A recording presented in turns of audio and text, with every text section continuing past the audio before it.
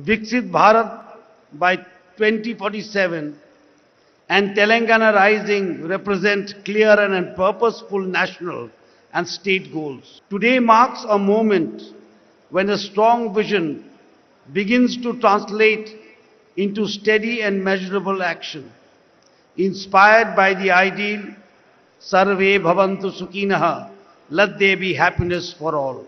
Setting targets, planning strategically, and executing with discipline require clarity and a forward-looking mindset. As Bharat moves with determination towards becoming a $30 trillion economy by 2047, Telangana too is progressing with confidence toward becoming a $3 trillion economy by 2047.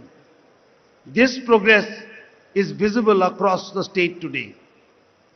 There is a renewed focus on democratic and socio-liberal values where citizens' voices are heard more clearly.